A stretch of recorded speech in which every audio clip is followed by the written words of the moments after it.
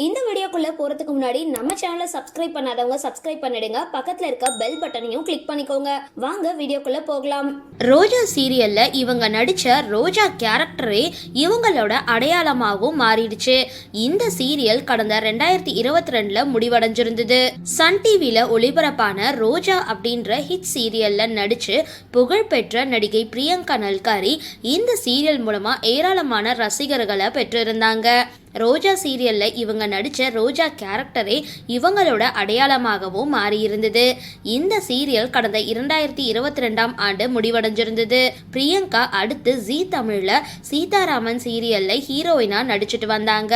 இந்த சீரியலும் ரசிகர்கள் மத்தியில நல்ல வரவேற்பை பெற்றிருந்தது. ஒரு கட்டத்துல சீதாராமன் சீரியல்ல இருந்து விலகிறதா அறிவிச்சிருந்த பிரியங்கா தன்னோட காதலர் தொழிலதிபர் ராகுல் வர்மாவை திருமணம் செஞ்சுக்கிட்டாங்க.